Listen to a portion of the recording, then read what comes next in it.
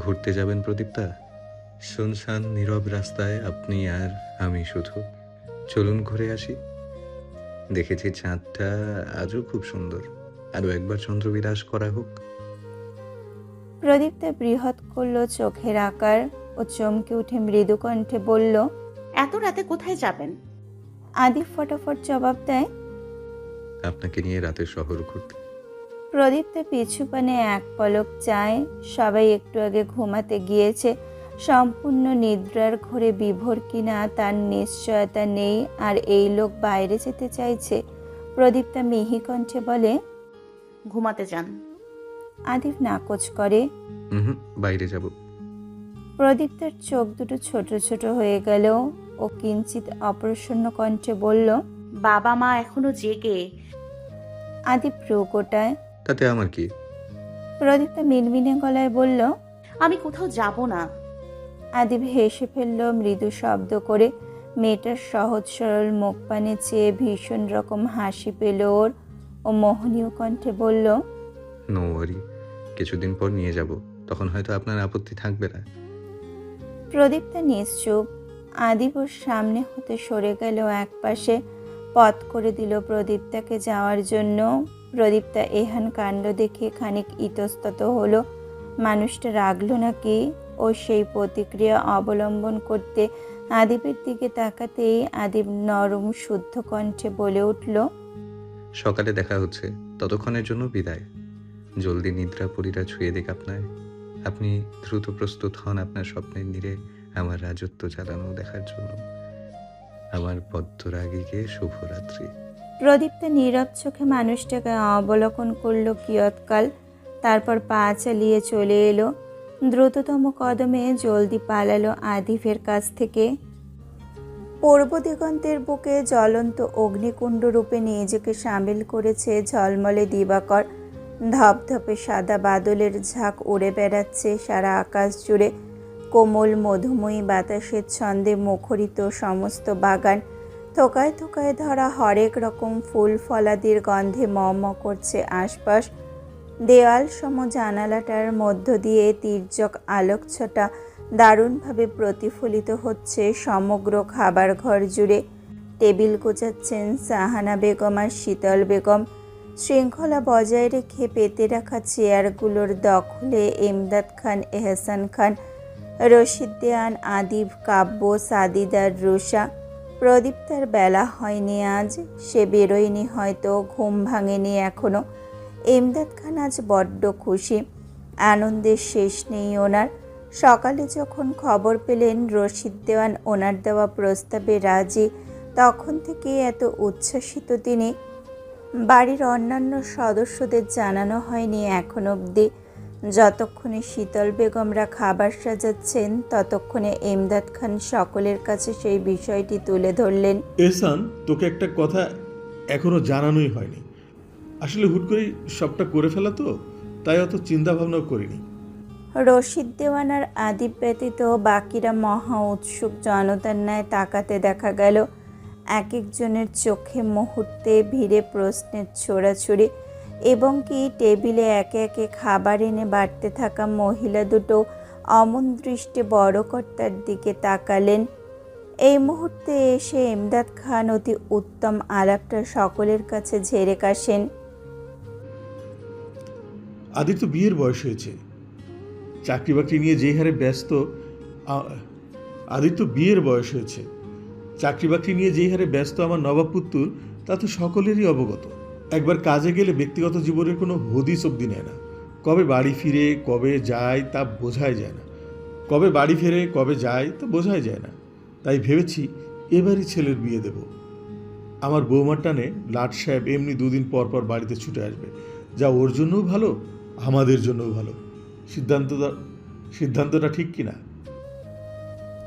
কাব্য, সাদিদার, রুষা অমনি ফিক করে হেসে ওঠে। মুহূর্তে মুখে হাত চাপে। অন্যদের কোনো প্রতিক্রিয়া দেখা যায় না। সবাই জানে আদিফকে ধরে বেঁধেও এই মুহূর্তে বিয়ে দেওয়া যাবে না। আদিব একবার বলেছিল সে নাকি আগামী 2 বছরে বিয়ে নিয়ে কিছুই ভাববে না। বাড়ির মানুষদেরও ভাবতে বারণ করে দিয়েছিল। একবার যে কথা আদিবের মুখ হতে বেরোয় সে কথা নিশ্চয়ই কোনো সাধারণ কিছু না। এমদাদ খান গদগদে গলায় বললেন, পাত্রী একখান দেখেছি। বৌমা হিসেবে মেয়ে আমার বেশ পছন্দের। শুধু কি পছন্দের, ভীষণ রকমের মনে ধরেছে। অমন মেয়ে লাখে একটা পাওয়া যাবে কিনা সন্দেহ। তাই পাত্রী নিয়ে কোনো ঝামেলা নেই। আমি সবার পরামর্শে বিয়ের দিন তারিখ ঠিক করতে চাইছিলাম। আদিবের বিচ্ছু ভাই বোনগুলো হেসে কুটি কুটি। ওরা চোরাই নেত্রে আদিবের অভিব্যক্তি দেখার চেষ্টা চালায়। দেখতে চায় আদিবের নাক কান হতে ধোয়া বেরোবার মহান দৃশ্য। এই বুঝি সিংহের মতো গর্জে উঠল ও, অথচ সে ঘুরে বালি। আদিবের মোটেও কোনো প্রতিক্রিয়া নেই। ও নিচের দিকে তাকিয়ে নিশ্চুপ। তার পক্ষ হতে একটা টুর শব্দও ভেসে এলো না। ওদিকে এহসান খান সাহানা বেগম বেজায় অবাক হয়ে গেলেন। এমদাদ খান কবে আবার পাত্রী দেখতে গেলেন? বাড়িতে তো জানাননি কখনো। সাহানা বেগম উদ্বিগ্ন কণ্ঠে বলে, ভাইয়া মেয়ে পছন্দ করে ফেলেছেন। কই আমাদের তো বললেন না, দেখালেনও না। এর মধ্যেই দিন তারিখ। তাছাড়া আদির মেয়েটাকে পছন্দ করা না করার ব্যাপার আছে। ও তো এখন বিয়ে করতেই চায় না। এমদাদ খান সশব্দে হাসলেন। চমৎকার ওনার হাসির ভঙ্গিমা। ভদ্রলোক আয়েশি গলায় বলেন, মেয়ে তো তোমরা সবাই দেখেছো, তাই আলাদা করে দেখাবার কিছু নেই। আর রইল আদির কথা, ওর পছন্দ দিয়ে আমার কি আসে যায়। রশিদ দেওয়ান সরু নেত্রে একবার এমদাদ খানের দিকে তো একবার আদিবের দিকে তাকালেন। কি নাটক করতে জানেন উনি। ভাগ্যিস আদিব আজ মৌনতা অবলম্বন করার সিদ্ধান্ত নিয়েছে, নয়তো দুজনের একচোট যুদ্ধ হয়ে যেত। বাকিদের চোখে কৌতূহলের ছড়াছড়ি। মেয়ে দেখেছে মানে কি? কার কথা বলছেন উনি? কাব্যরা তো আরও অবাক আদিবের ব্যবহারে। কার না কার সাথে আদিবের বিয়ের কথা চলছে, অথচ ছেলেটা কিছু বলছে না। আশ্চর্য তো। রান্নাঘর থেকে স্বামীর এমন কথা শুনে হেসে মরছেন রুমকি বেগম। কেমন করে বললেন আদিবের পছন্দ দিয়ে উনি কি করবেন? অকস্মাৎ সাহানা বেগম থমথমে কণ্ঠে বলে ওঠেন, মেয়ে কি আপনার পরিচিত কেউ? এমদাদ খান মুচকি হাসেন। সাবলীল কণ্ঠে বলেন, সম্পর্কে আমার বোনের মেয়ে হয়। কথা শেষ করে উনি এক পলক আদিবের দিকে তো আর এক পলক রশিদ দেওয়ানের দিকে তাকান। রশিদ দেওয়ানের গালে টোল পড়েছে হাসির উদ্রপের। আদিব তখনও নিশ্চুপ ভাবান্তরহীন গা ছাড়া ভঙ্গিতে বসে আছে। এই পর্যায়ে এসে চোয়াল শক্ত করে ফেলে কাব্যরা। আচ্ছা, আদিব এখনো কিছু বলছে না কেন? ওর কি বিরক্ত লাগছে না ওনাদের এমন আলাপ আলোচনা? আগে হলে তো গর্জে উঠতে সময় নিত না। ওরা তিনজন একে অপরের দিকে চাওয়াচাওয়ি করলো। প্রত্যেকেই ভীষণ ভাবুক। হুট করে গোমরা মুখে সাহানা বেগম ফের প্রশ্ন করে, ভাইয়া আপনি কি স্নেহার কথা বলছেন? জোর করে কি আদির গলায় ও মেয়েকে বাঁধবেন নাকি? ছেলের পছন্দ হয় কি না আগে তা তো জিজ্ঞাসা করবেন। সাহানা বেগম বেজায় অপ্রসন্ন হয়ে নিজের বক্তব্য পেশ করে, অথচ এমদাদ খানের এতে বেশি যায় আসে না। উনি নিস্পৃহ কণ্ঠে বলেন, ওর পছন্দ অপছন্দ দিয়ে আমার কি আসে যায়? ওর মেয়ে পছন্দ হোক বা না হোক, আমার কি? রশিদ দেওয়ান কেসে ওঠেন। সদ্য খাবার মুখে পড়েছিলেন। এমদাদ খানের বচন শুনে বিষম খেতে বাধ্য হলেন। উনি জল মুখে এমদাদ খানের দিকে তাকালেন। দেখলেন এমদাদ খান আদিবের ভঙ্গিতে বসেছেন। নিজের কথাবার্তা নিয়ে কোনো চিন্তা নেই। আদিব নিষ্পলক চেয়ে আছে এমদাদ খানের দিকে। অভিনেতা? কাব্য সাদিদার রুষা অবাক। এ আবার কেমন কথা? আদিব এখনো নিশ্চুপ। সহসা রশিদ দেওয়ান গুরুতর ভঙ্গিতে বলে ওঠেন, তাই বলে আদিবের অনুমতিও নিলেন না ভাইজান? বিয়ের দিন যদি আসর ছেড়ে পালিয়ে যায় তখন কি করবেন? আদিব চকিত তাকায় রশিদ দেওয়ানের দিকে। অভিনেতা নম্বর 2। ওর চিত্ত হতে ঠান্ডা জবাব আসে, আপনার মেয়েকে নিয়েই পালাবো, নো টেনশন। তবে মুখের কুলুপ খুলল না। শীতল বেগম হাঁ করে স্বামী আর বড় ভাইকে দেখছে। কি নিখুঁত অভিনয় করছে। এদের কি বাংলা ইন্ডাস্ট্রি চোখে দেখে না? কাব্য, সাদিদার রুষা আহত চোখে চেয়ে আদিফের দিকে। একটু কিছু বলুক আদিফ, একটা সিনেমা ঘটুক এখানে। ইমদাদ খান রশিদ দেওয়ানকে বললেন, শোনো রশিদ, মেয়ের বাপও রাজি, ছেলের বাপও রাজি। যেখানে দুই পিতা মহাশয়ই রাজি, সেখানে ছেলের অনুমতি নিয়ে আমি কি মুড়ি খাবো? চমকে ওঠেন সকলে। সকাল সকাল কি শুরু করেছেন ইমদাদ খান? এহসান খান আর শাহানা বেগম একই সাথে বলেন, মেয়ের নাম কি, কোথায় থাকে বা কি করে? পরপর তিনটে প্রশ্ন করে দম ছাড়েন ওনারা। কারোরই তর সইছে না। বাড়ির সবচেয়ে আদরের ছাউটি হচ্ছে আদিব। ওকে নিয়ে সবারই মাথা ব্যথা বেশি, যেহেতু প্রথম সন্তান। তাকে নিয়ে ইমদাদ খান এত বড় একখানা সিদ্ধান্ত নিয়ে নিচ্ছে একা একা, এটাই কারো বোধগম্য হচ্ছে না সঠিক। আকস্মিকভাবে সবাইকে এবার অবাকতার শেষতম দোরগোড়ায় ছিটকে ফেলে ইমদাদ খান প্রফুল্ল গলায় বলে ওঠেন, মেয়ের বাবার সদরঘাটে নিজস্ব দোকান আছে। মেয়ে বেশিরভাগ সময় দোতলায় নিজের ঘরেই থাকে। ছোট্ট মিষ্টি একটা নাম, প্রভা। আমার বড্ড প্রিয় মানুষ। দ্রিম দ্রিম করে কেঁপে উঠল মানুষগুলোর অন্তরাত্মা। কাজেই ভরকে গেল প্রত্যেকে। আকস্মিক সংবাদে পৃথিবী দুলে ওঠে ওদের।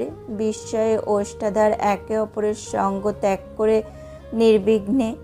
সাহানা বেগমের কাজের হাত স্থবির হয়।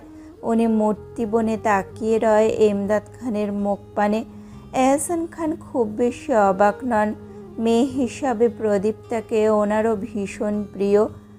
তবে সবচেয়ে বেশি অবাকতা গ্রাস করে কাব্য, সাদিদার রুষাকে। ওরা আহম্মকের ন্যায় একে অপরের দিকে তাকিয়ে কাটিয়ে দেয় কিয়ৎক্ষণ। সম্পূর্ণ নীরবতা সারা কক্ষ জুড়ে। এই বেলাতেও আদিব নিশ্চুপ। সহসা নৈশব্দতা ভেদ করে কম্পিত কণ্ঠে রুষা বলে ওঠে, বাবা, are you kidding with us? ছি। ইমদাদ খান হাসি মুখে বলেন, Am I looking জোকার? ব্যাস, হুঁশে ফিরে তিন ভাই বোন। সঙ্গে সঙ্গে খুশিতে আত্মহারা হয়ে চেঁচিয়ে ওঠে তিনজন। বাড়ি কাঁপে ওদের চিৎকারের আওয়াজে। কে দেখে বলবে এরা এত বড় বড় মানুষ? একজন পুলিশ, আর একজন ডাক্তার, আর একজন উচ্চ মাধ্যমিক দিবে কিছুদিন পর। সাদিদার কাব্য আদিবের পাশে বসেছিল। ওরা দুজন সম্পূর্ণ হামলে পড়ে আদিবের কাঁধের ওপর। অভিনন্দন জানিয়ে জানিয়ে আদিবটার কানের পোকা বের করে দেয় একদম। রুষা উঠে ইমদাদ খানকে ধরে, পারছে না, নাচছে তিনজন মিলে। এবেলায় এসে ওদের পাগলামির দাপটে হেসে ফেলতে বাধ্য হলো আদিব। খাওয়া রেখে ভাইদের পিঠে হাত চাপল। ওদিকে ভয়ঙ্কর রকমের বিস্ময় তলানো শাহানা বেগম হতবম্বের ন্যায় শুধালো, এসব কি বলছেন ভাইয়া? এত ঘনিষ্ঠ আত্মীয়তার মাঝে এসব নাকি হয়? ইমদাদ খান প্রতিবাদী কণ্ঠে বলেন, কেন হয় না? শাহানা বেগম বললেন, ওরা ওরা ওরা তো। এহসান খান থামান স্ত্রীকে। উনি বলেন, কাব্য গাঢ় হেসে শাহানা বেগমের উদ্দেশ্যে বলে, They made for each other, ma. Don't overdo. Shahana Begum থমথমে মুখে বললেন, ওদের নিজস্ব পছন্দ থাকতে পারে, আদি না হোক, প্রভা তো হতেই পারে। কাব্য, সাদিদার রুষা এমনভাবে হাসলো যেন এখানে কৌতুক হচ্ছে। রশিদ দেওয়ান স্থির গলায় বলেন, এই ভাবি, আমার মেয়ে অন্য সবার চেয়ে। শাহানা বেগম কি বলবেন বুঝতে পারছেন না। উনি প্রদীপ্তাকে পছন্দ করেন, এটা ঠিক। আদির বউ বানাতেও ওনার কোনো আপত্তি নেই। শুধু উনি প্রদীপ্তাকে কিঞ্চিত সন্দেহ করেন, এই আর কি। অকস্মাৎ এমন পরিস্থিতিতে সবচেয়ে নীরব ব্যক্তিটি অর্থাৎ আদিপ এতক্ষণে মুখ খুলল। ছোট মা, I know you have some doubt for her, but it's wrong. Believe me, I have never seen a girl like her. She is a diamond. And also she is a moon without the taint. I just want her more than anything. Sahana Begum স্তব্ধ চোখে আদিবের দিকে তাকালো বাকি সবাইও। ছেলেটা এসব বলছে, সত্যি বলছে? সাহানা বেগম নিজের কান দুটোকে বিশ্বাস করতে পারেন না। ওনার চোখ দুটো ছলছলে হয়ে ওঠে। আদিপের পছন্দ নিয়ে ওনার অগাধ বিশ্বাস, ছেলের মেয়েকে পছন্দ, তার মানে এখানে সে আর কিছু বলতে পারেন না। ওনার বুক ভরে আসে। সাহানা বেগম আদিবের মাথায় হাত বুলিয়ে দিতে সকলের মুখে হাসি ফুটে ওঠে। সাদিদ অভিমানী গলায় বলে, ভাইয়া, তুমি আমাদের আগে কেন বললে না? আমরা তোমার জন্য কত কিছুই না করলাম, এই প্রতিদান দিলে তুমি? রুষা আর কাব্য নাটকীয় ভঙ্গিতে একই সঙ্গে দুঃখী মনে বলে ওঠে। ছি, কাব্য কান্নার অভিনয় করে বলে, তোর গল্পের ভিলেন হয়ে যখন তোর শ্বশুর আর বাবা তোর সঙ্গে ওয়ালি বিবিকে অন্য ছেলের সাথে বিয়ে দিতে চাইছিল, তখন এই মহামারীর থেকে তোর বউকে কে রক্ষা করেছিল? আমি তো করেছিলাম, আর তুই এর এই প্রতিদান দিলি ভাইয়া। কাব্য আর রুষা আগের বারের সুরে বলে ওঠে। ছি, রুষা উদাস কণ্ঠে বলে, তোমার বিরহে বিষিয়ে যাওয়া প্রভাবকে নানানভাবে বিনোদন দিয়ে ভালো রাখলাম, আর তুমি এই প্রতিদান দিলে ভাইয়া। কাব্য আর সাদিদ মিছিমিছি কান্নার সুরে বলে ওঠে। কাব্য নাটকীয় ভঙ্গিতে চেহারায় কাঠিন্য ফুটিয়ে তোলে। গুরুতর একটা ভাব নিয়ে শক্ত গলায় বলে, তোমার সাথে তো প্রভার বিয়ে দেওয়া উচিত নয়। আদিপথের কথা এক কান দিয়ে ঢোকাচ্ছে তো আর এক কান দিয়ে বের করছে। এক বিন্দু পরিমাণ প্রতিক্রিয়া নেই কোনো। সে শান্ত স্বাভাবিক। সেই স্বাভাবিক মুখে কাটকাট কণ্ঠে সে বলে উঠল, আমার বিয়েতে তোর আমন্ত্রণ থাকবি না। সেদিন বাড়ির ত্রিসীমানা অবধি তোদের আসা নিষেধ। আমি আমার পুরো টিমকে কঠোর নজরদারিতে নিযুক্ত করব। কাব্য, সাদিদ আর রুষা হাঁ করে তাকিয়ে থাকলো কিছুক্ষণ, যেন সিনেমার শুটিং করছে। ধুমতানানা মিউজিক পাচ্ছে চারপাশে। অবলা প্রাণীদের মতো মায়াভরা দৃষ্টিতে দেখলো আদিফকে। একটু দমেই শুরু হয়ে গেল তিনজনের তুমুল স্লোগান। কি অমানবিকতা! ছি, কতটা অকৃতজ্ঞ জাতি! ছি, ছি, ছি, কি পাষাণ! কি নিচু মন মানসিকতা! ছি, কাব্য আকাশের পানে দুহাত তুলে দিয়ে কান্নার সুরে বলে, হ্যাঁ, উপরওয়ালা বিচার করো। তালে তাল মিলিয়ে একই নিয়ম পালন করলো কাব্য আর সাদিদ। ওদের কাণ্ড দেখে ইমদাদ খান, এহসান খান আর রশিদ দেওয়ান কিংকর্তব্য বিমূঢ়। এরা যে শুধু হাতে পায়ে বেড়ে উঠেছে, আসলে যে এখনও শিশু তা আচরণে হাড়ে হাড়ে টের পাওয়া যায়। শীতল বেগম আর শাহানা বেগম হেসেই যাচ্ছেন ছেলেমেয়েগুলোকে দেখে। সত্যি বলতে আদিবও নিজের হাসি দমিয়ে রাখতে অক্ষম। ওর ঠোঁটের কোণে ক্ষুদ্রতম রেখা স্পষ্ট হয়েছে। ওটা ঢেকে দিয়ে গম্ভীর কণ্ঠে বলল, এবার কিন্তু সব কটাকে মারবো। সঙ্গে সঙ্গে তিনজন মিলে চিৎকার করে উঠল, কি নির্দয়! হে উপরওয়ালা, প্লাস্টিকের বজ্র ফালো। ওই মুহূর্তে খাবার ঘরে এসে কানে হাত চাপে প্রদীপ্তা। চোখ মুখ কুঁচকে নেয় এত আওয়াজে। প্রদীপ্তা মানুষটা যার, সে তাকালো, দেখলো প্রেয়সীর আগমন। প্রদীপ্তা অবুঝ দৃষ্টে চিৎকার করতে থাকা প্রতিটা ব্যক্তির দিকে তাকালো। তৎক্ষণাৎ সাদিদের নজর পড়ে প্রদীপ্তার ওপর। ও মায়া ভরা চোখে চেয়ে বলে ওঠে। কাব্য মিছিমিছি চোখের জল মুছে বলল, লাল কার্পেট বিছিয়ে দেবো আপু, নাকি আপনার চরণতলে বুকটা পেতে দেব? প্রদীপ্তা হতবাক ওদের আচরণে। ও ড্যাব ড্যাব চোখে শুধু চেয়ে রইল। ওদিকে ইমদাদ খান হাসি মুখে বলে ওঠেন।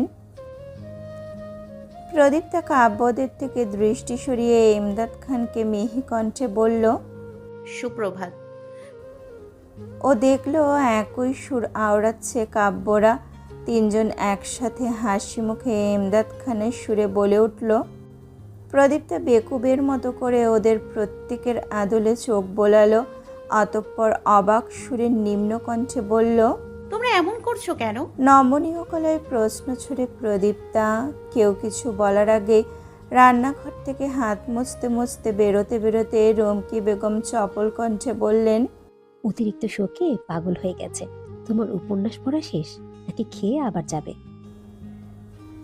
একটু অপ্রস্তুত হলো প্রদীপ্তা। সকালে খুব ভোরে উঠেছিল ও।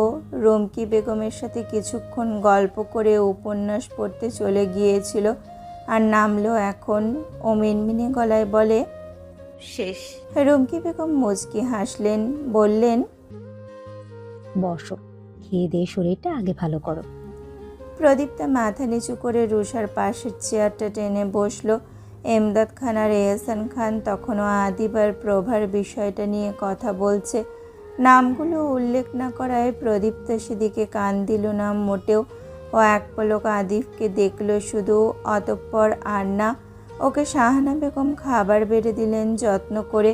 খাবার দিতে দিতে উনি বললেন, আজ ইউনিভার্সিটি যাচ্ছ? প্রদীপ্তা চোখ তুলতেই ওর দৃষ্টি মিলিত হয় আদিবের গভীর নয়ন জোড়ায়। আদিব চোখের ইশারায় শুধায়। ইচ্ছে করছে? প্রদীপ্তা ওই ইশারায় জবাব দেয়। না। আদিব ধাতস্থ করে। তাহলে যেতে হবে না। প্রদীপ্তা দৃষ্টি নামায়। সম্পূর্ণ দৃশ্য বিস্মিত নয়নে দেখলেন এমদাদ খান। ওনার কাছে ধোঁয়াশায় সব। প্রদীপ্তার মতো মেয়ে আদিবের সাথে মাত্র চোখের ইশারায় কথা বলল। ছেলেটা কি একদিনে পটিয়ে নিয়েছে প্রদীপ্তাকে?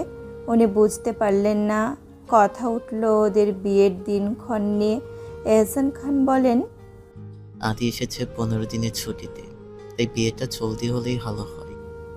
এমদাদ খানের চোখে ভাসমান হয় কাল রাতের এক দৃশ্য। রাত তখন 2:30। উনি আরামে শায়িত, গভীর নিদ্রায় মশগুল। আচমকা সেলফোন ঘানা বেজে ওঠে, ওনার আরামের ঘুম হারাম করে দেয়। উনি বিরক্ত হয়ে উঠে ফোন হাতড়ে কানে চাপতেই শোনেন ছেলের রুক্ষ শুষ্ক কণ্ঠস্বর। আপনি কাল রশিদ আঙ্কেলকে বলবেন আগামী শুক্রবার অর্থাৎ সামনের পবিত্র জুম্মার দিনে যেন কাবিনের তারিখ রাখা হয়। বিয়ের অনুষ্ঠান এখন করা সম্ভব নয়। অক্টোবরে টানা 1.5 মাসের ছুটিতে আসছি, তখন অনুষ্ঠান হবে। নিজের মতো করে কথা শেষ করে আদিব ফোন কেটে দেয়। অতিষ্ঠ হয়ে ওঠেন এমদাদ খান। সেই ঘটনা মনে পড়তেই দীর্ঘশ্বাস ছাড়লেন। আজই তো সোমবার, এত অল্প সময়ের মাঝে কিভাবে যে কি করবে। উনি কিছু বলার আগে শুনলেন রশিদ দেওয়ান লজ্জায় জবুথুবুভাবে বসে থাকা মেয়েকে আদুরে গলায় বলছেন, মা আমার, আজ খাবারটা সোফায় নিয়ে খাও। ওনার নম্র ভদ্র মেয়েটা পাল্টা প্রশ্ন অবধি করল না, না ব্যয় করলো একটাও বাড়তি শব্দ। চুপচাপ খাবারটা নিয়ে উঠে গেল। এতক্ষণ লজ্জায় জমেছিল কিনা। প্রদীপটা যাওয়ার ঠিক কয়েক সেকেন্ডের মাথায় খাবার প্লেট হাতে টেবিল থেকে উঠল আদিব।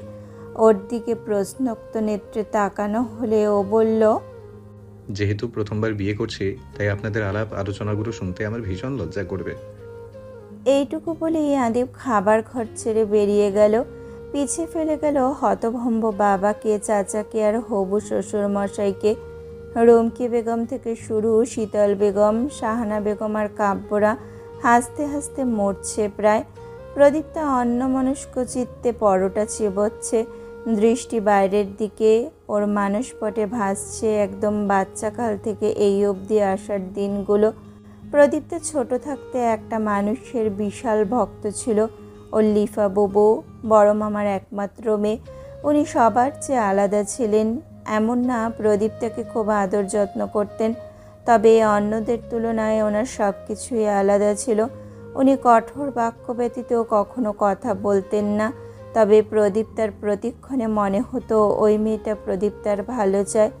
ওনার কথা বলার ধরন, ভাষা অন্যদের তুলনায় মার্জিত ছিল। সেই সুবাদে প্রদীপ্তাও শিখেছে মার্জিত ভাষা। উনি কখনো প্রদীপ্তাকে তুই সম্বোধন করেনি সবার মতো, সব সময় বলতো। প্রদীপ্তা আজ ভাবলো, আচ্ছা তখন কি লিফার কথা শুনে প্রদীপ্তার পালিয়ে আসা উচিত ছিল? ও যদি পালিয়ে এখানে চলে আসতো তখন কত ভালো হতো। ওর ভাগ্য ফিরত বহু আগে। প্রদীপ্তার আজও মনে আছে ওই বীভৎস দিনটা, যেদিন ও ঢাকায় এলো। এক রাতে হুট করে মামা জানালেন ওর বাবা নিয়ে যেতে চান। প্রদীপ্তা অবাক তো হয়েই ছিল, তবে বলেনি কিছু। নানা বাড়িতে ও ছিল শুভা গল্পের শুভাটি। পরদিন আশ্চর্যজনকভাবে সকাল সকাল উঠে মামা কোনো মতে ওকে নিয়ে বেরিয়ে পড়েছিল। প্রদীপ্তা জানতো না আজকে ওকে ঢাকা আসতে হবে। একা একা এতটা পথ কি করে আসবে তা নিয়ে বড্ড আতঙ্কে ছিল, তবুও মুখে কোনো রাগ করতে পারেনি। প্রদীপ্তার মামা ওকে ট্রেনে উঠিয়ে দিয়ে শুধু বলেছিলেন রশিদ দেওয়ান প্রদীপ্তাকে নিতে আসবেন। তারপর ট্রেন চালু হয়। অজানা অচেনা পথে যাত্রা শুরু হয় ওর। কত লোক যে সেদিন প্রদীপ্তা আশপাশ দিয়ে গিয়েছিল তা ওর কাছে ছিল আরও এক আতঙ্ক। সব ঝড় ঝাপটা পেরিয়ে যখন শহরে এসে ট্রেন থামে, তখন প্রদীপ্তা এক বৃদ্ধার হাত ধরে ট্রেন থেকে বেরোয়। এত ভালো ছিলেন সেই প্রৌঢ়া যে প্রদীপ্তার কাছে ঋণী। উনি আধ ঘন্টার চেয়েও ঊর্ধ্ব সময় প্রদীপ্তার সাথে রশিদ দেওয়ানকে খুঁজেছেন, তবে যখন পেল না তখন ওনাকে চলে যেতে হয়েছে। শেষে রশিদ দেওয়ান এলেন। এই বাড়িতে আগমন ঘটল প্রদীপ্তার। একটু বিশ্রাম নেওয়া হলো, আর তারপর সাজবেলায়, অর্থাৎ যখন দিনের সন্ধিক্ষণে রাতের আগমন হবে একটা সময়, তখন প্রদীপ্তার নেত্রযুগল দেখেছিল একজন মানুষকে। পেয়েছিল প্রথমবারের মতো বিশ্বস্ত লোকটার হাতের ছোঁয়া। যদিও সেই দিন সেই ছোঁয়া কেমন ছিল প্রদীপ্তার খেয়াল নেই, ও তো ভয়ে ছিল। আর আজ ওই লোক প্রদীপ্তার খুব কাছের কেউ হয়ে যাচ্ছে। ও আনমনে ঠোঁট নাড়ে। যদি দং হৃদদং তম। বাক্যটা ওর মুখস্থ এখন। প্রদীপ্তার মুখে আনমনে মুচকি হাসির রেখা সৃষ্টি হয়। ও ফের বলে, তৎক্ষণাৎ শ্রবণেন্দ্রিয়ে ফিসফিস গলার মোহবিষ্ট কণ্ঠস্বর গিয়ে ঠেকতেই প্রদীপ্তার শির দ্বারা সোজা হয়ে যায়। আমার হৃদয়টা বহু আগে থেকেই আপনার জন্য প্রস্তুত ছিল। আপনাকে ধন্যবাদ প্রদীপ্তা, এই অধমকে নিজের মূল্যবান হৃদয়টা ভিক্ষে দেওয়ার জন্য। প্রদীপ্তা চকিতে পাশে তাকালো। আদিব খুব কাছে এসে সরে গিয়েছে, খুব দূরে দূরত্ব করেছে অনেকখানি। প্রদীপ্তা ঠোঁট কামড়ে পলকহীন তাকালো, নিম্ন গলায় বলল, আপনি এসছেন কেন? আদিব ভ্রু বাঁকিয়ে বলে, নিষেধাজ্ঞা ছিল? প্রদীপ্তা মাথা নিচু করে বলে, না। আদিব খাবার প্লেটটা টেবিলে রাখলো, জগে জল ঢালতে ঢালতে আদুরে গলায় বলল, আমার সাথে কথা বলার সময় চোখে চোখ রেখে কথা বলবেন প্রদীপ্তা। মাথা নিচু করলে আপনার সুন্দর মুখটা দেখতে অসুবিধা হয়। প্রদীপ্তা চোখ দুটো দুম করে বন্ধ করে ফের খুলল। এবার এসে লোকটা সম্পূর্ণ পাগল হয়ে গেছে। কথাবার্তার ধরনই পাল্টে গেছে। সাংঘাতিক কিছু একটা হয়ে গেছে ওনার। প্রদীপ্তা আদিবের দিকে তাকিয়ে নিম্ন স্বরে বলল, আপনি কেমন যেন হয়ে গেছেন। আদিব ললাট ভাঁজ করে সতর্ক কণ্ঠে বলে, কেমন হয়ে গেছে? প্রদীপটা নিশ্চুপ ও ভালোভাবে তাকালো আদিবের দিকে। আসলেই পাল্টে গেছে, তবে শুধুই কথাবার্তার ধরন, অথচ মানুষ হিসাবে পাল্টায়নি। এই যে এখন যত্ন করে জল ঢেলে প্রদীপ্তার দিকে বাড়িয়ে দিল, কি করে জানলো প্রদীপ্তার জল তেষ্টা পেয়েছে? প্রদীপ্তা হাত বাড়িয়ে জলের গ্লাস নিল, জল খেয়ে গ্লাস রাখলো। আদিব নরম গলায় বলে, কোন বইয়ের দ্বিতীয় খণ্ড নেই আপনার? প্রদীপ্তা খেতে খেতে সূক্ষ্মভাবে এক পলক দেখে নিল আদিবকে। কোন বইয়ের যেন দ্বিতীয় খণ্ড নেই, প্রদীপ্তা নিজেই ভুলে গিয়েছিল। সে কি আজকের কথা? আদিব কি সবগুলো মেসেজ পড়েছে? সর্বনাশ! প্রদীপ্তার লজ্জা হলো বই কি, তবে খুশি লাগলো। মেসেজ তো অনেকগুলো ছিল, সেগুলো পড়তে না জানি কত সময় লেগেছে। কতগুলো সময় আদিব শুধু প্রদীপ্তার জন্য ব্যয় করেছে।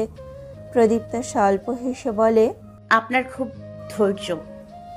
আদিব বলল, আপনারও কম নয়। প্রদীপ্তা নিশ্চুপ। আদিব দ্বিতীয়বার বলল, বললেন না তো কোন বই? প্রদীপ্তা মৃদু গলায় বলে, চাই না। আদিব রুদোলায় ঠান্ডা গলায় শুধায়, কেন? প্রদীপ্তার ওই বইটা বিশেষ পছন্দ হয়নি, শুধু সমাপ্তিটা জানতে চাইছিল, এই আর কি। এখন ওটা জানারও ইচ্ছে নেই। অযথা বই আনার কি প্রয়োজন? প্রদীপ্তা ছোট্ট করে জবাব দেয়। একটু থেমে বলে, আপনার কিছু চাই? আদিব ভাবলেশহীনভাবে বলল, জি, আপনাকে। প্রদীপ্তা নিভু নিভু চোখে তাকালো। সারাক্ষণ শুধু ইন্দ্রজাল বেছানোয় মত্ত থাকে। পুরো কথা না শুনেই ফটাফট জবাব। প্রদীপ্তা তপ্ত শ্বাস ফেলে বলে, খাবারের কথা বলছিলাম, রান্নাঘরে যাব, আপনার কিছু লাগবে? আদিপ মাথা নেড়ে বোঝায় তার কিছু লাগবে না। প্রদীপ্তা দাঁড়ায়, আধ খাওয়া প্লেট তুলে সামনে এগোতেই শাড়ির আঁচলে টান পড়ে। সেই আগের কাহিনী মনে পড়ে প্রদীপ্তার, ও বিমূঢ় হয়ে দাঁড়ায়। বহুদিন বাদে, হ্যাঁ বহুদিন বাদে আবার সেই অনুভূতিদের অনুভব করতে পারছে প্রদীপ্তা, যা ইতিমধ্যেই ওর সর্বাঙ্গে ছড়িয়ে যেতে সক্ষম। প্রদীপ্তা পিছু মুড়ে তাকায়, বাম হাতে আঁচলের এক কোণা ধরে ডান হাতে নীরবে খেতে ব্যস্ত প্রদীপ্তার পরম পুরুষটি। প্রদীপ্তা সামান্য এগোয় আদিপের দিকে, অতি সামান্য, অতঃপর মনস্থ গলায় বলে, ছাড়ুন কমান্ডার, কেউ দেখবে। আদিপের খেতে থাকা চলতি হাত থেমে গেল, ললাট বকরিল হয়, ওর শরীর জমে আসে মুহূর্তে, অন্তঃপট ক্ষণিকের জন্য বিগড়ে যায়। প্রদীপ্তার মুখে এমন ডাক, এমন অদ্ভুত অনুভূতি দিচ্ছে কেন? আদিপ মৃদু আছে, অত্যন্ত কোমল গলায় কেমন করে যেন ডেকে ওঠে, প্রদীপ্তা। প্রদীপ্তা কাছুমাছু মুখে তাকিয়ে আছে। আদিপ মোহনীয় কণ্ঠে বলে, আরেকবার ডাকুন, আমার ভালো লাগছে। প্রদীপ্তা চমকে ওঠে, জিভ কাটে, আনমনে কি ডেকে ফেলেছে এখন খেয়াল হলো। সাথে সাথে দু কপল পরিণত হলো রক্তগাল গোলাপে। আদিপ আলতো হেসে বলে, প্রদীপ আমার প্রাণ, আপনি নিজেও জানেন না হুটহাট যে আপনার উপর মিসেস তাশরিদ খান আদিফ ভর করে। Recently you sound like my গিন্নি। প্রদীপ্তা চোখ জোড়া নামিয়ে নেয়। গিন্নি শব্দটা প্রদীপ্তার অন্তঃস্থলে দামামা বাজালো। নিস্তেজ অন্তরটা লাফিয়ে উঠল, সিক্ত হলো সমস্ত শরীর হতে শরীরের রোমকূপ অব্দি। আদিপ সুলভ সুন্দর কণ্ঠে বলে, প্রদীপ তাকান আমার দিকে। প্রদীপ্তা গলায় দাবিয়ে রাখা চিবুক তুলল ধীরে, ফের তাকালো সতর্ক চোখে আদিপের মুখ পানে এবং পরক্ষণেই তীক্ষ্ণ তীরের ন্যায় চাইল আদিপের চোখে। দুই জোড়া চক্ষু একে অপরের সাথে মিলিত হলো। প্রদীপ্তা ফের থমকালো, আবেগে উদ্ভাসিত হলো বক্ষপিঞ্জর। ভাদ্র মাসের শুরুতে সে ফাল্গুনী হাওয়াদের অনুভব করল।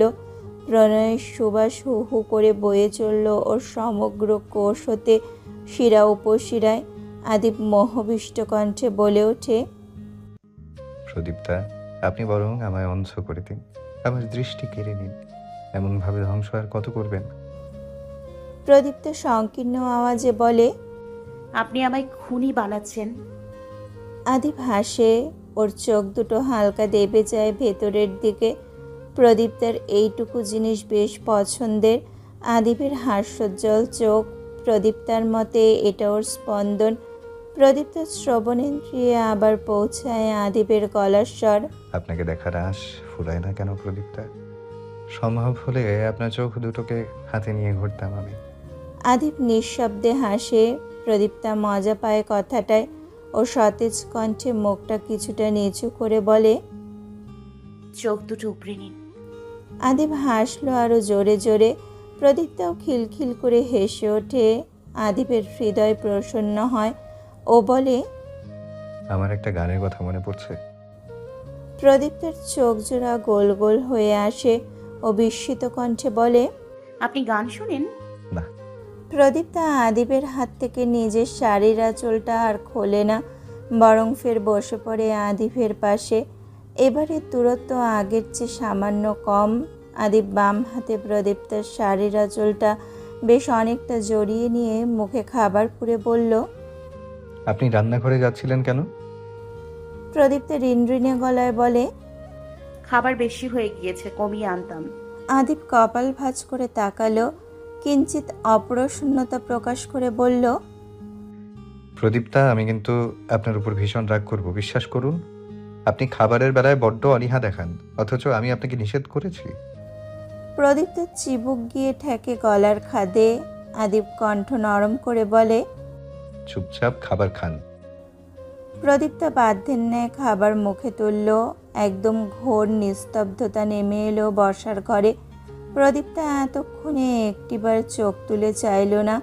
এমন না রাগ কিংবা মন খারাপ করেছে, শুধু এমনি এমনি আর চাইল না। তবে আদিপ ধরে নিল তার প্রিয়তমার কোমল হৃদয়ে আঘাত এনেছে আদিপের কণ্ঠস্বর। সহসা আদিপ আদুরে গলায় বলে ওঠে, লক্ষ্মী আমার, একটু তাকান আমার দিকে। প্রদীপ্ত চকিতে তাকায়, পলক ঝাপটায় কয়েকবার। কত মিষ্টি এই ডাক ওর অন্তর চূড়ায়। আদিপ আস্তে করে শুধোয়। মন খারাপ হয়েছে?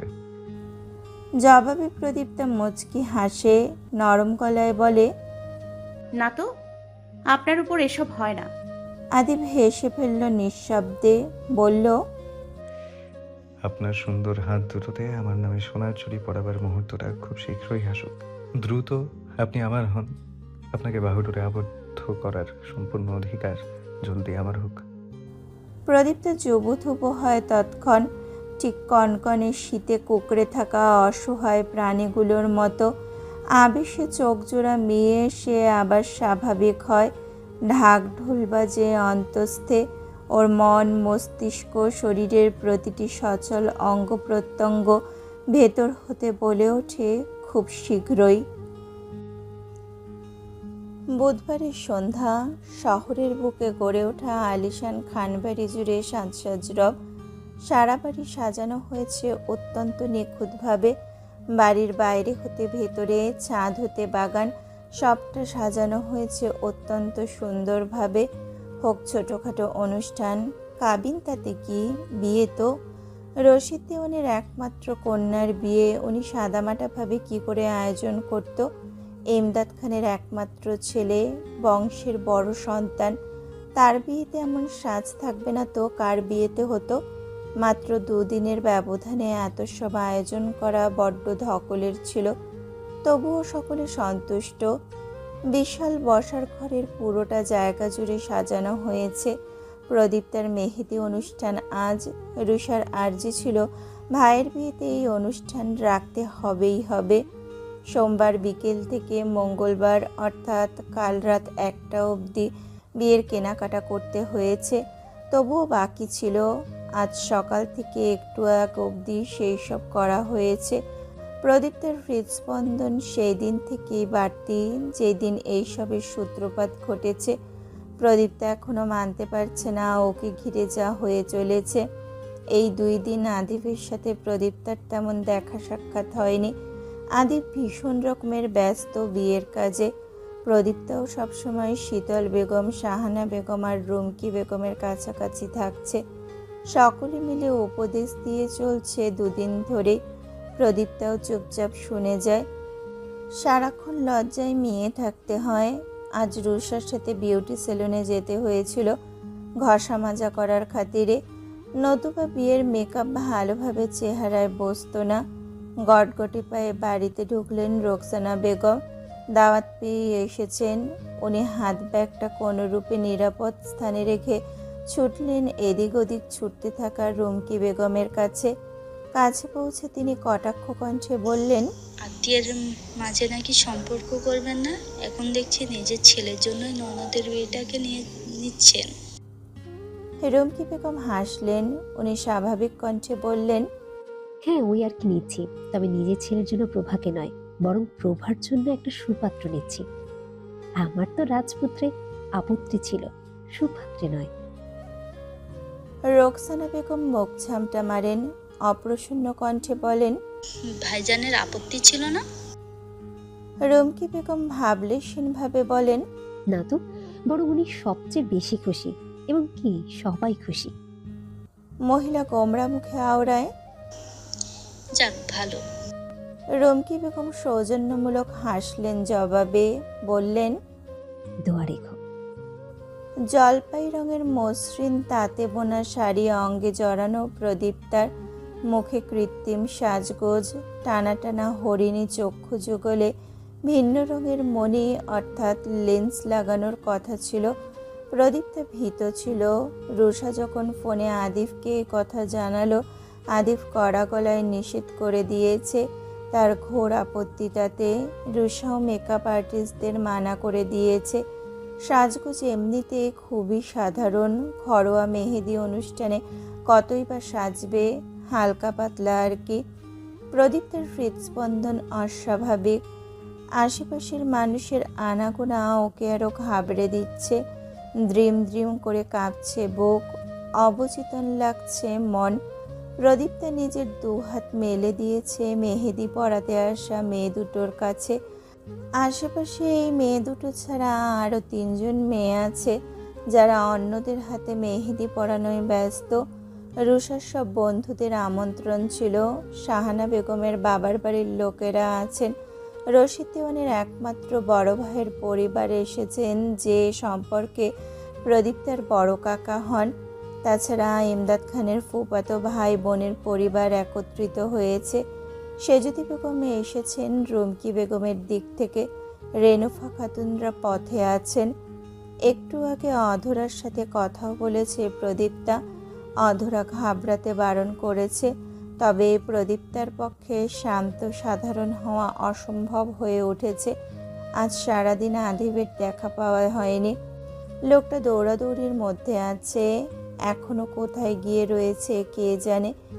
এত এত মানুষ এসে প্রদীপ্তার সাথে দুটো কথা বললেও প্রদীপ্তার জবাব দিতে কণ্ঠ কাঁপে। তার উপর বাবা মামারা এবং কি মা মামিরাও কেউ পাশে নেই। কাব্য সাদিত না হোক, রুষা থাকলেও হতো। রুষাও আশেপাশে নেই। প্রদীপ্তার অস্থির লাগছে সব কিছু। অকস্মাৎ মেহেদি পরাতে থাকা মেয়েটা বলে উঠল, আপু, ভাইয়ার নামটা বললে ভালো হতো। প্রদীপ্তা হুঁশে ফিরল। জড়তায় জড়িয়ে এলো অন্তঃস্থল।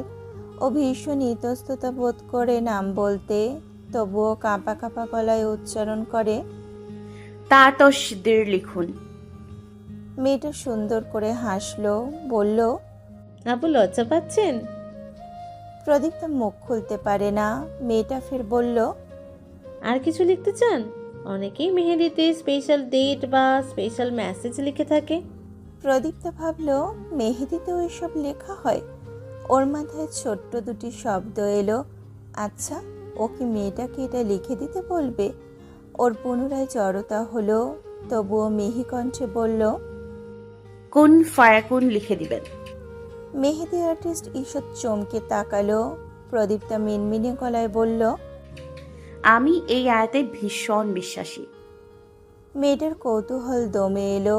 উনি হেসে আর দ্বিমত পোষণ করলেন না, বরং বললেন, ভাইয়ার নাম হাইড করেও লিখে দিচ্ছি, খুঁজে নিতে বলবেন।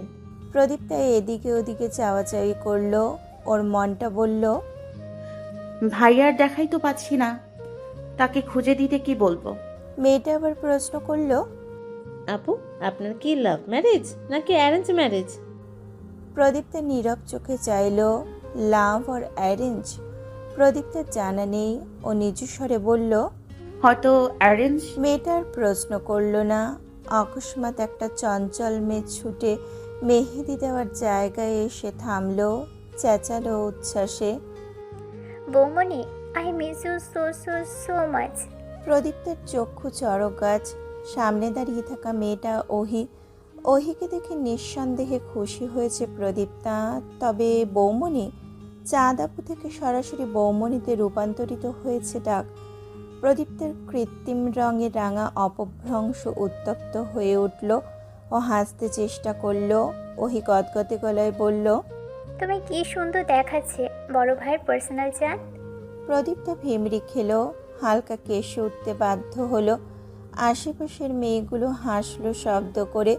প্রদীপ্তা মেহেদি আর্টিস্টদের খানিক বিরত থাকতে বলে হাত দুটো আলগা করে দিল ওহির উদ্দেশ্যে। ওহি এসে প্রদীপ্তাকে জড়িয়ে ধরল। প্রদীপ্তা নিজের হালকা রঙে রাঙানো অধর ছুঁয়ে দিল ওহির কপালে, বলল, কেমন আছো? ওহি হাসি মুখে বলল, খুব ভালো, তোমাকে দেখার পর আরো বেশি ভালো লাগছে। রেনুফা খাতুন আর খোরশেদ সাহেব এলেন প্রদীপ্তার সাথে দেখা করতে। তুরিন বেগম আর তার স্বামীও এলেন। এলো রাহাও। প্রদীপ্তা নম্র স্বরে সবার সাথেই কথা বলল, তবে ভেতরে থেকে সে মোটেও স্বাভাবিক নেই। রুষার দেখা মেলে আরও অনেক পর। তৈরি হতে রুষার দেরি হয়েছিল। পরে আবার কি যেন দরকারি লাগতো, তা কিনতে বেরিয়েছিল। বাড়ি ফিরে আগে ভাগেই ও এলো প্রদীপ্তার কাছে। প্রদীপ্তার দুপিঠ মেহেদি দেওয়া হয়ে গেছে তখন। রুষা মেহেদির দিকে তাকিয়ে হাসলো এক চিলতে। অতঃপর ঘাবড়ে থাকা প্রদীপ্তার চোখ মুখে চেয়ে বলল, অসুবিধা হচ্ছে আপু? প্রদীপ্ত দুপাশে মাথা নাড়ে, অর্থাৎ না। রুষা আশেপাশে তাকালো। মেহেদি যেহেতু মেয়েদের অনুষ্ঠান, তাই ছেলেদের আনাগোনা খুব কম। তবুও ছেলেদের বসার জন্য আলাদা জায়গা করা হয়েছে। মিউজিক বক্স বন্ধ করে কিছু ছেলেরা নিজেরাই গিটার বাজিয়ে গেয়ে চলেছে। সকলেই সম্পর্কে রুষার ভাই হয়। সহসা নিচু কণ্ঠে প্রদীপ্তা বলে, রুষা, তোমার ভাইয়া কোথায় আছেন জানো? রুষা মাথা নাড়ে, অর্থাৎ সে জানে না। প্রদীপ্তা হতাশ হয়, সন্তর্পণে দীর্ঘশ্বাস ফেলে। রুষা দেখে সমস্ত ছেলেদের ভিড়ে এসে সায়ান বসলো। রুষার ভ্রু কুঁচকে এলো। সায়ান পড়েছে পাঞ্জাবি। আশ্চর্যজনক দৃশ্য তো। রুষা পা গুটিয়ে বসে, মন দিয়ে তাকায় সায়ানের দিকে। সায়ানের নজরও পড়ে রুষার দিকে ও রুষার পানে চেয়ে থেকেই গিটার তুলে নেয় হাতে। রুষা অধর ভাকায় অবাক ভঙ্গিতে, অতঃপর আরেকটু অবাক হয় যখন সায়ান গিটারে সুর তুলে গেয়ে ওঠে, তোমার হরিণ হরিণ চোখ দেখে সব দুনিয়ার লোক তোমার অঙ্গ জুড়ে নতুন সালোয়ার, তোমার দামাক দামাক চাল, আমার আজ ফুটো কপাল, তুমি আমার দিকে চাও না কেন আর? এইটুকুকেই ও কেমন প্রশ্নোক্ত ভঙ্গিতে ভ্রু দেখালো। মুখ জুড়ে গভীর হাসি লেপ্টে আছে তো আছেই। রুষা হতভম্ব। সায়ান আবার গলা ছেড়ে গায়, তোমার ফড়িং ফড়িং মন, তোমায় ঘিরে হাজার জন, আমি বোবার মতো একলা বসে রই, তোমার ঝুমুর ঝুমুর তোল, আমার হাতের গোলাপ ফুল, তুমি দেখিয়ে যেন দেখো না কিছুই। সায়ান গানের তালে তালে পাঞ্জাবির পকেটের দিকে ইশারা করতেই তরতাজা গোলাপটা লক্ষ্য করে রুষা। আজ মন থেকে বলছি, তোমার নাম নিয়ে চলছি, দিন কাটছে না তোমার বিহনে, আজ ভুল সুরে গান গাই, আসো না তুমি তাই, দিন কাটাবো কিভাবে যে কে জানে। ভাঙা রে ভাঙা আমার নৌকা, হারিয়ে গেছে আমার বৈঠা, ভাঙা রে ভাঙা আমার নৌকা, হারিয়ে গেছে আমার বৈঠা। সব ছেলেরা একসাথে গাইতে শুরু করে দিয়েছে। রুষা আজ প্রথমবারের মতো বিস্মিত নয়নে সায়ানকে দেখছে। হাতে তালির রেশ পড়েছে বসার ঘর জুড়ে, অথচ রুষার হুঁশ নেই কোনো। প্রদীপ্ত দুই হাতের এপিট ওপিট মেহেদি দেওয়া সম্পূর্ণ হয়েছে। রাত 9টার কাছাকাছি। গান বাজনা এখনও চলছে। মেয়েদের মেহেদি দেওয়ার ভিড় কমেনি এখনো।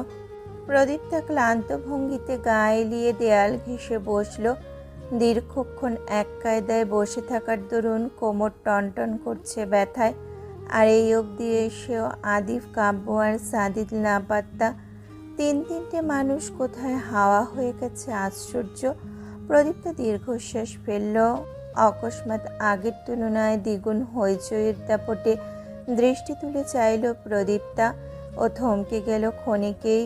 ওর চোখের সামনে দিয়ে হেঁটে আসছে ওরই প্রিয় মানুষটা, যে আজ সম্পূর্ণ ভিন্ন রূপে এসে হাজির হয়েছে।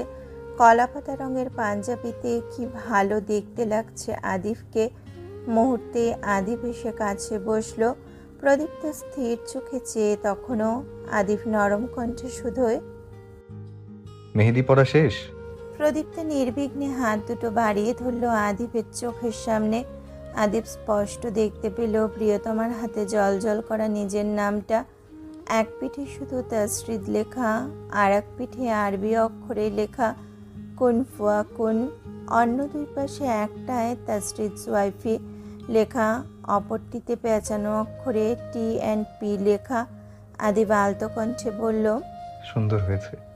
পেছন থেকে ওর বোনেরা বলে ওঠে, ভাইয়া এই মেহেদিতে কিন্তু একটা গেম আছে। আদিব সন্দিগ্ধ নয়নে ওদের দিকে তাকালো। ওরা বলল, আপুর মেহেদিতে তোমার নাম লুকিয়ে লেখা আছে, যদি বের করতে না পারো তাহলে নগদ 30,000 টাকা আমাদের দিতে হবে, কোনো মাফ নেই। 30,000 টাকা হলো হাতের মোয়া। প্রদীপটা দীর্ঘশ্বাস ফেলল। ফের খানিক হাসতে চেষ্টা করে হাত দুটো আদিবের সম্মুখে ভালোভাবে তুলে ধরল। আদিব বলল, নাম খুঁজে পেয়ে গেলে আমি কি পাবো? রুষা হাসি মুখে বলে, সুন্দর একটা বউ। আদিব তাকালো প্রদীপ্তার পানে। প্রদীপ তার নির্মল দৃষ্টির সাথে আদিবের চোখাচোখি হলো ও হাতে নাম খুঁজে বের করতে করতে বলল, সে তো এমনিতেও পাচ্ছি। একটু থেমে সে সরু কণ্ঠে বলল, আপনি কি দেবেন? প্রদীপ তার শুকনো মুখে ভাবে কি দিবে সে। পরক্ষণে আশেপাশে মানুষগুলোর অবস্থান পর্যবেক্ষণ করে মিহি কণ্ঠে বলে ওঠে, মেহেদি শুকিয়ে গেছে, আপনি আমার হাত ধরে খুঁজতে পারেন, সহজ হবে। মেয়েটা আদিবকে পাশে বসার ইশারা করলো। নিজ হাতে পাশের কুশনটা তুলে দিতে চাইলে আদিব থামিয়ে নিজেই ওটা সরিয়ে বসলো। সেদিনের রিকশায় ওরা যতটা কাছাকাছি ছিল তেমনই আজ কাছাকাছি। ক্যামেরাম্যান এই মুহূর্তগুলোকে ক্যামেরা বন্দি করছে। আদিবের নিষেধ আছে, কেউ নিজের ফোনে প্রদীপ্তার ছবি তুলতে পারবে না। আলাদা করে লোক রেখেছে এই জিনিসটা তদারকি করার খাতিরে। আদিব পারলে বিয়েতে লোক কি দাওয়াত দেয় না, তবে রশিদ দেওয়ানের একটা মাত্র মেয়ে, উনি কি অমন সাদামাটাভাবে বিয়ে দিবেন নাকি? প্রদীপ্তা লক্ষ্য করল আদিব সম্পূর্ণ মনোযোগ ওর হাতে দিলেও হুট করেই সবার আড়ালে খুব সন্তর্পণে সাবধানতার সহিত প্রদীপ্তার কোমরের কাছ হতে সরে যাওয়া শাড়ির অংশটা টেনে দিল বিনা স্পর্শে। এই নিয়ে একটা টু শব্দটিও না করে হাতটা তুলে আলতো করে প্রদীপ্তার মেহেদি রাঙা হাতটা ধরে। প্রদীপ্তা জমে বোধ, সাধারণত খুব মার্জিতভাবে শাড়ি পরে, আজ পার্লারের লোকেরা একটু ভিন্নভাবে পরিয়ে দিয়েছিল, তাই এই অবস্থা। ওর দৃষ্টি নত হয়ে আসে। কি লজ্জাজনক একটা ঘটনা! এখানে আদিবের জায়গায় অন্য কোনো পুরুষ হলে কি করত? সে কি এমন স্পর্শহীন ঠিক করে দিত শাড়িটা, তাও কোনো কথা কিংবা ইশারা ব্যতীত? মাত্র কিছুক্ষণের ব্যবধানেই মেহেদির ঝিরিঝিরি এলিমেন্টসের মধ্যে হতে নিজের নামটা খুঁজে বের করে ফেলে আদিব। যদিও বা এটা খুব সূক্ষ্মভাবে লুকানো ছিল। সবাই হাতে তালির গুঞ্জন তুলল। প্রদীপ তার মুখে ফুটে উঠেছে হাসির রেখা। আদিব পাশ থেকে তাকিয়ে বলে, খুশি? প্রদীপ্তা অপর নিজ মাথা নাড়ে, অর্থাৎ হ্যাঁ। আদিবকে হাসতে দেখা গেল। রাহা বলে উঠল, বৌমনির হাতে মেহেন্দির রং কত গাঢ় হয়, শুধু দেখব, রং না হলে বুঝবো তুমি বৌমনিকে একটুকু ভালোবাসো না। একসাথে সুর তুলল সব মেয়েরা। ঠিক ঠিক। আদিব ওদের দিকে তাকালো না, কোনো প্রতিক্রিয়া ব্যতীত প্রদীপ্তার চোখে নিগুড় দৃষ্টি ফেলে খুব আস্তে করে বলল, সামান্য মেহেদির রং কি করে ভালোবাসা নামক আমার হৃদয়ের দহনগুলো প্রকাশ করবে প্রদীপ্তা? প্রদীপ্তা অপ্রস্তুত হলো। আদিব ফের বলল, ভালোবাসা হলো প্রজ্বলিত অগ্নিশিখার ছিরছিরি স্ফুলিঙ্গ। এই ভয়ঙ্কর ব্যাপারখানা এই সামান্যতম জিনিসে প্রকাশিত হবে না। প্রদীপ্তা নিষ্পলক। সহসা ওহি গদগদে গলায় বলে উঠল, ভাইয়া, বৌমণিকে আজ পুরো সাউথ ইন্ডিয়ান নায়িকাদের মতো লাগছে না? আদিব প্রদীপ্তার আদল পানে দৃষ্টি স্থির রেখে স্বাভাবিক কণ্ঠে বলে, না তো। অন্ধকার নামে ওর বোনেদের অনন জুড়ে ওরা হতাশ হয়ে আওড়ায়। নিরামিষ। প্রদীপ্তা অবশ্য এতে বাড়তি প্রতিক্রিয়া নেই। ও শুধু দেখে গেল আদিবের কাণ্ড।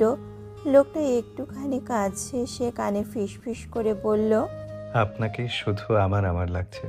আমার হৃদয় কোঠায় আবদ্ধ সবচেয়ে সুন্দরতম পুষ্পটি লাগছে। সর্বক্ষণ তো প্রদীপ্তাকে আদিবেরই লাগে, কখন বলল আজ অন্যের লাগছে। এই আমার সম্বোধন করে যে মানুষটা কি তৃপ্তি পায় কে জানে। তবে সব প্রশংসার থেকে এই দুঃশব্দে নিজের বলে দাবিকৃত সম্বোধনটা প্রদীপ্তের বেশি পছন্দ। ও অমায়িক হাসল। আশপাশের মানুষগুলো কৌতূহলী হলেও বলতে পারে না। একটা হতে যাওয়া নবদম্পতির ব্যক্তিগত আলাপ তো তাদের জানার কথা নয়। আদিব বলে, আপনার ফোন কি করেছেন? ওটা কি কাছে ছিল না, নাকি আমি কম সংখ্যক কল করেছি বলে রাগ করে কল তুলেননি? আদিব সারাদিনে অনেকগুলো কল করেছিল, প্রদীপ্তা দেখেছে, তবে রিসিভ করতে পারেনি। সারাদিন ধরে যা যাচ্ছে ওর ওপর দিয়ে, তাছাড়া সবাই ওর আশেপাশেই থাকছে, এর মাঝে কি করে কল রিসিভ করতো? ও মিহি কণ্ঠে বলে, কাছেই ছিল, তুলতে পারিনি। আপনি সারাদিন কোথায় ছিলেন? আদিব শান্তভাবে উত্তর দেয়, আপনার মন মস্তিষ্কে খুঁজছিলাম। প্রদীপ্তা পিট চোখে তাকালো। আদিপ হেসে ফেলে, বলে, কাজ ছিল একটু। প্রদীপ্তা মাথা নামিয়ে নিল।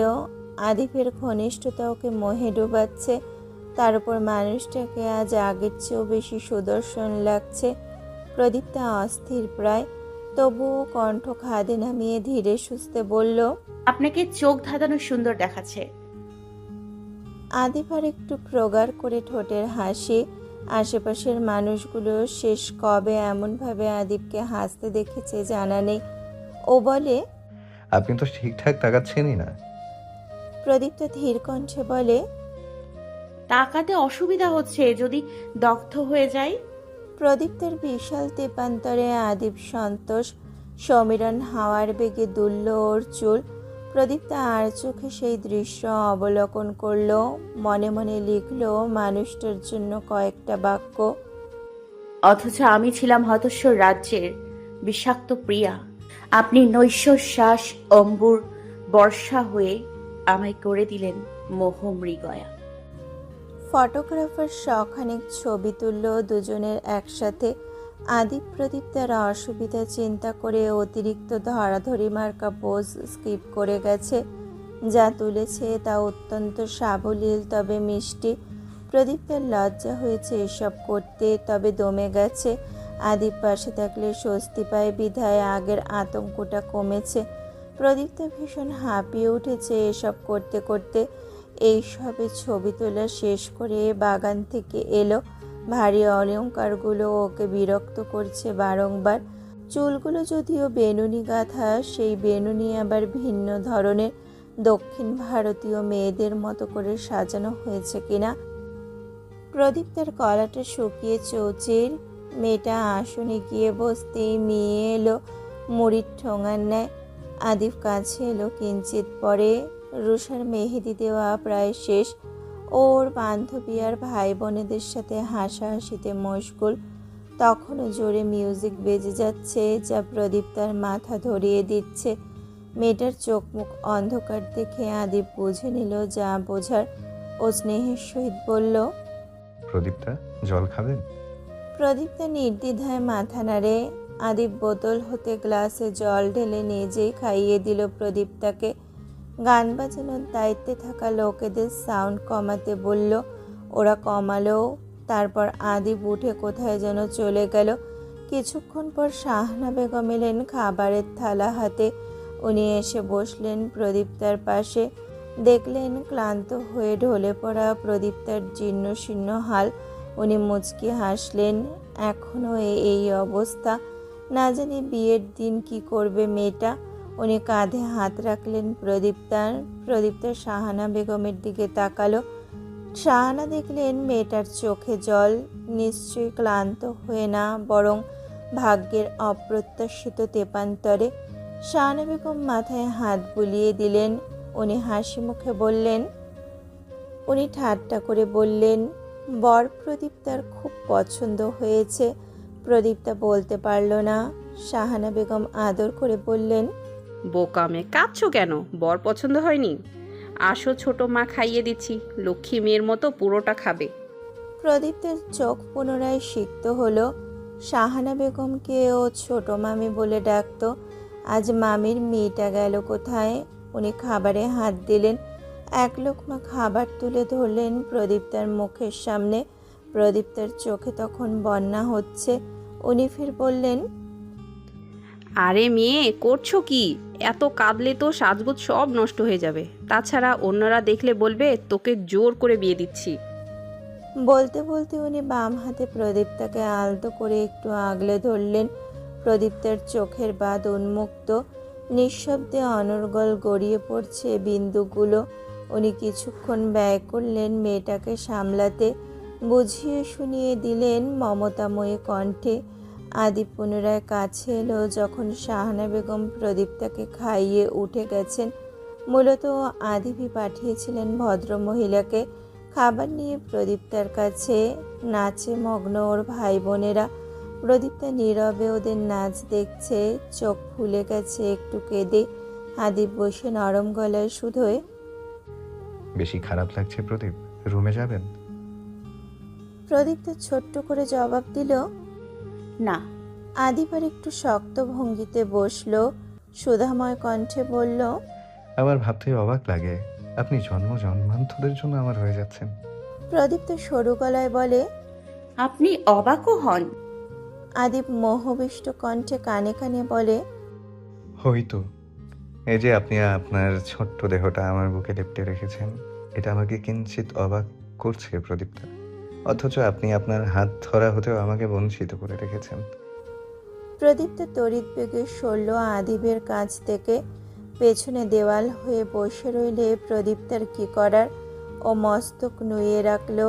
আদিব ক্ষীণ হাসে প্রেয়সীর কাণ্ডে ও প্রসঙ্গ পাল্টে বলে,